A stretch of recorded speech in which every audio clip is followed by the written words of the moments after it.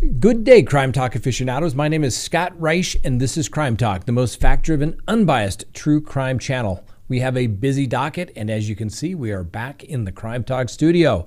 First on the docket, prosecutors agree Lori Vallow is not competent to proceed. This is huge. What does it mean? Second, Aiden Fucci's mother was arrested. Wait till you hear what she did. Third, Ghislaine Maxwell gets an A for effort for trying to get some diaries from some of the complaining witnesses. Didn't quite work out the way she planned. Fourth, let's help find this guy. Fifth, guy who's not going to get the Father of the Year award. And finally, our dumb criminal contestant of the day. Let's talk about it.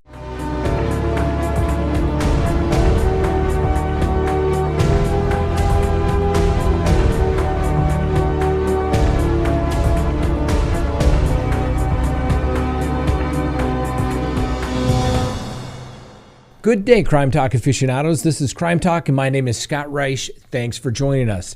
If you haven't done so already, please hit that subscribe button, hit the like button, leave me a comment, and also hit that little bell so that you receive notifications of when we go live or put up new content. All right, first on the docket. This is huge. Now, this motion was filed Friday, but it was just made public today. That's right. The government, the prosecutors in the Lori Vallow matter do not contest that she is not competent to proceed. That's right. The government confesses the motion, withdraws its contest of that hearing, and basically Lori Vallow is found not competent to proceed. Let's take a look. This case has gone on now for over a year, and not much has taken place. Lori Vallow wasn't at any of the hearings. Everything kind of kept getting delayed, and no one really knew why. It was never made public that a competency evaluation was being done on Lori Vallow until literally the last proceeding when she was indicted for murder, and all of a sudden the defense moves to continue the advisement on the grounds that she's not competent to proceed, which we found out a couple days later because they didn't discuss it at the hearing. I'm not sure exactly what the big secret was, but the district attorney said we contest the findings in that report regarding competency of Lori Vallow.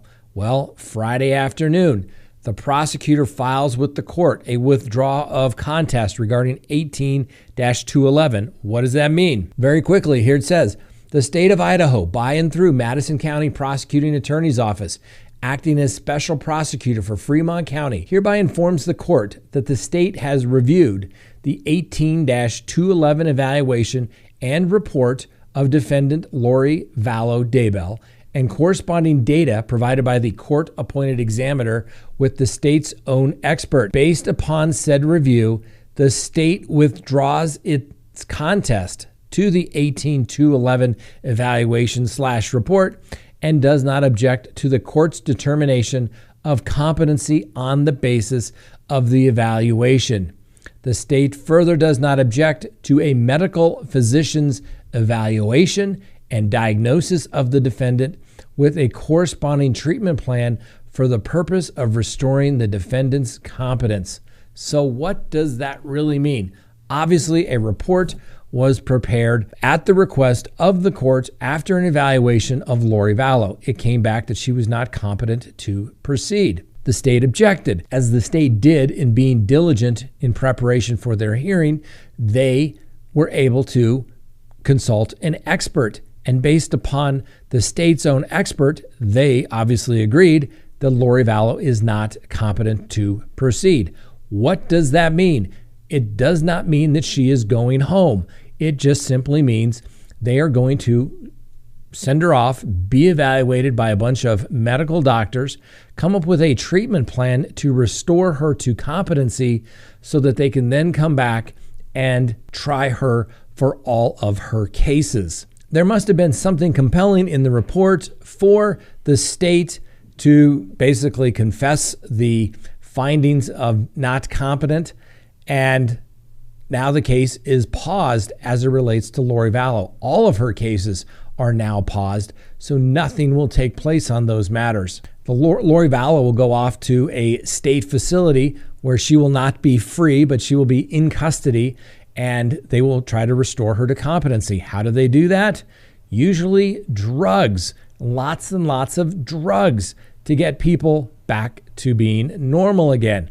And what does that usually include? My guess is, and I hate to guess, but based upon what's taken place, the nature of the case, I would imagine that it was some sort of psychosis. And as you may recall, remember this guy, John Hinckley Jr.? Now, he went to trial and was found not guilty by reason of insanity for the attempted assassination of President Ronald Reagan. He was trying to impress Jodie Foster, and he suffered from acute psychosis. Well, that happened back in 1981, and it wasn't until the last year or so that he's actually been released from a facility where he can now live with his mom. And get this, he apparently has his own YouTube channel whereby he puts up songs that he plays and sings, apparently, because he's now competent to proceed. I cannot imagine that it is going to take the state, I would say, more than a year to make Lori Vallow competent again. I have seen cases where people have serious psychosis. And psychosis means is they can appear to be somewhat normal, to have rational conversations, but that everything then kind of comes back around to what kind of brought this all together. And usually it's some sort of crazy stories or beliefs that take place, and they truly believe them. Now, having weird and strange beliefs doesn't necessarily make you not competent, but it can, particularly if you're unable to assist your defense, you don't have any grasp of the evidence against you and believe kind of that everything's going to be okay, and I'm just going to get up and explain everything, that my strange beliefs should make sense to everybody. So that can be a form of psychosis. And understand, I am not a medical doctor. I'm not a PhD psychologist. I don't even attest to play one on TV, but I'm speaking from my own personal experience representing criminal defendants that have been found not to be competent and basically found never to be able to be restored. So we'll have to wait and see if the hearing that was set for June 16th, 2021 will proceed in some manner. More than likely it will. The court could do it all based upon the paper and simply issue an order stating that she be sent to the state facility and be restored to competency, like I said, which could include drugs. And if somebody fails to or refuses to take the drugs, then they can seek court authorization to have them forcefully take the drugs to restore them to competency. Doesn't mean Lori Vallow is getting a free pass. It just means that the whole process is being delayed. The question then will become, if she ever gets back to being restored to competency, will there be a not guilty by reason of insanity defense that could play into her possible defenses? If one is found not guilty by reason of insanity, yes, you are acquitted, but it doesn't mean you go free. It simply means that you are sent to the mental health facility and they will monitor you for the next several decades to see if you are actually a danger to yourself and to others before you are ever released, if at all. It will be interesting to see how long it takes to restore Ms. Vallow to competency and whether the doctors will decide whether she is malingering down there or not. Because everything Lori Vallow says down there, the prosecutors are going to get a bite at it. So it's going to be interesting to see. Now, this certainly begs the question, how will this affect the arraignment for Chad Daybell, which is set for June 9th, which is 2 days from now? Probably not going to affect anything. This is what Chad Daybell wanted, or at least his attorney did. He wanted a separate trial. Now he gets it, and now he's got the perfect defense. This lady and her brother were probably crazy, and now it certainly helps his defense. We'll see how things play out. All right. Next on the docket, Aiden Fucci's mother. That's right. She's been arrested. For those of you who are not familiar with the Aiden Fucci matter, He is a 14-year-old being tried as an adult for the killing of a 13-year-old classmate by the name of Tristan Bailey. She was stabbed over 100 times. Well, Aiden Fucci's mother, Crystal Smith, has been arrested basically for tampering with evidence. Apparently, the police got some surveillance video from inside the house, and what did it show? Ooh, that's right. It showed the mom going into the room, finding the clothes that Aiden Fucci was allegedly wearing. Good guess, because apparently they were covered in blood. And she washed them and then put them back into her room. Authorities also say they found the clothing with stained blood as well as a hunting knife. The police believe that the hunting knife was the murder weapon as it was missing a tip on it. And the authorities found the tip in Bailey's body during the autopsy. It's also alleged that Aiden Fucci's mother, Miss Smith, is allegedly seen with other witnesses inspecting the jeans several times before returning the clothing item to her son's bedroom. We'll continue to follow this case, and there's breaking news that perhaps Mr. Fucci did not have the best upbringing, and his father has a somewhat limited but maybe significant criminal history. Certainly no defense to the young Aiden Fucci. However, it may be used for mitigation purposes to present that to the district attorney. I doubt the district attorney is going to give two hoots about how Aiden Fucci grew up. The district attorney is simply going to say he stabbed a 13-year-old 114 times. That's all that they are going to care about. Let me know what you think. A family that does crime together stays together? Let's see. I guess mom and son could be doing a little time together. We'll wait and see. Next on the docket, Ghislaine Maxwell is doing her best. She gets an A for effort. Ghislaine Maxwell's attorneys are trying to obtain the diaries of Annie Farmer. And in this particular request, the defense has issued a subpoena, and that subpoena was quashed by the court. And what quashed means is that the witness in this particular case, Ms. Farmer, does not have to turn over those diaries. However, the court did say, like great legal fashion, it could change based upon her testimony and answers she may give, and answers that she may give on examination. The court characterized the request at this time as a fishing expedition and wasn't going to allow it, but did say that depending on the answers on the witness stand, it may open the door for those diaries to be turned over. We'll wait and see. Wouldn't you love to know what was in those diaries? All right, let's take a quick recess. Please go to CrimeTalkSearch.com, sign up for a background subscription service. You'll be happy you did. If there's anyone out there you were ever curious about what was in their background, now is the time to do it. If you're going to get involved with somebody, now is the time to do it. When you go to CrimeTalkSearch.com, you put in the name, literally millions of public records are searched, and a report is generated. And it's going to give you a report. If they have multiple social media accounts, you're going to find it. If they have multiple phone numbers, multiple email addresses, it's going to be found. And more importantly, you're going to get information regarding criminal history. Hopefully the person you're searching has none whatsoever. But if it's there, it's going to be found. You're going to get everything you'd want to know, whether you're going into business or whether you're going into a personal relationship. You're going to be able to find out the information you want to know. So go to CrimeTalkSearch.com, sign up today. You'll be happy you did. Crime Talk aficionados, we need to help try and find this guy. Take a look at this image. Police are looking for this man because they say that he walked into a Dunkin Donuts store, robbed the manager at the store. She complied, and then this guy is alleged to have fired a fatal shot, striking the manager in the head. Philadelphia Police Department has provided surveillance video footage from the store showing the suspect and is asking the public to take a close look. The subject is described in his late 30s to early 40s, a mustache and goatee, and a medium to stocky build. He was last seen in the footage wearing a blue zip-up hoodie, gray cargo sweatpants, light gray New Balance sneakers, an analog watch on his right wrist, blue gloves, and a blue COVID mask. The manager at the Dunkin Donuts store was Christine Lugo. She was 41 years old, a mother of two, and a new grandmother. There is a $20,000 reward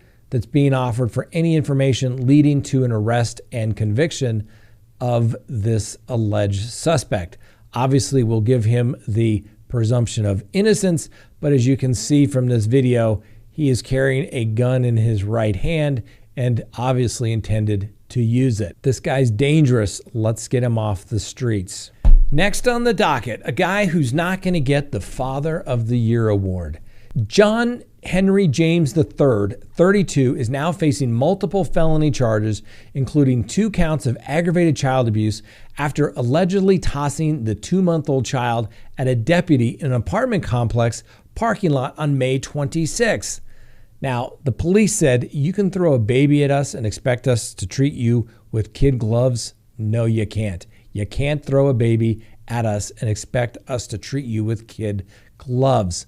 Dash cam and aerial helicopter footage released Friday shows key parts of the chase, including a too far-fetched for Hollywood ending where the infant appears to be thrown in a deranged Hail Mary play.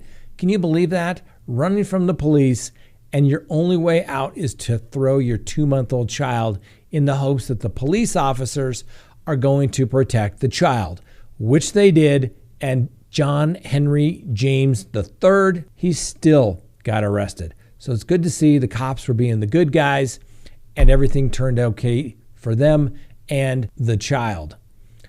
John Henry James, not a good move, not cool at all. And next on the docket, our dumb criminal contestant of the day.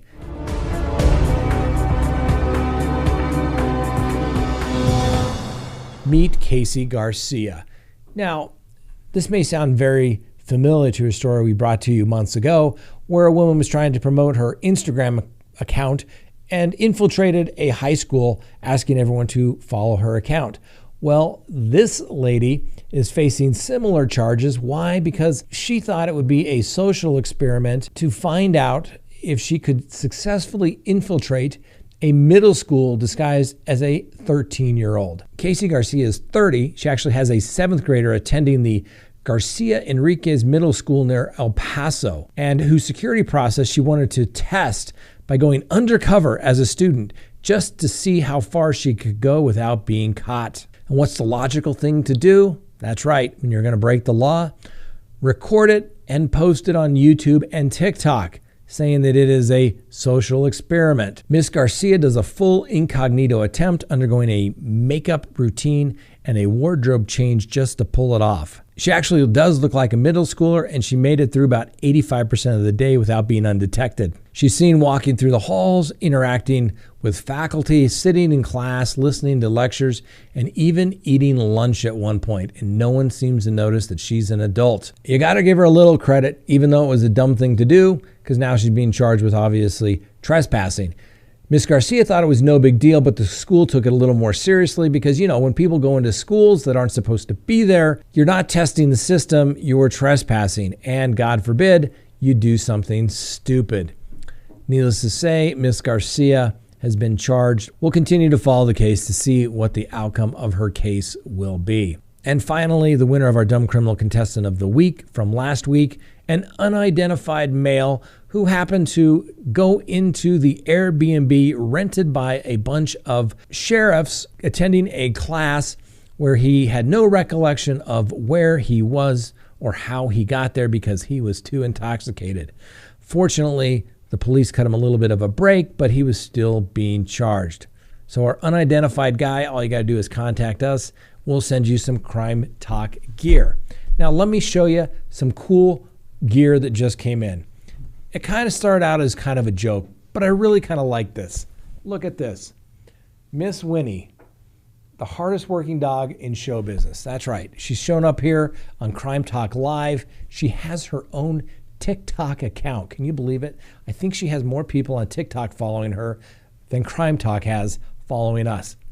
That's true. Anyway, if you like the t-shirt, check it out. Go to the link below. You can get that along with a lot of other cool stuff. I'm sure the lovely Miss Kristen will love this. And I think we even got a small one that maybe even Miss Winnie can put on her. I can't wait to show it to you. All right.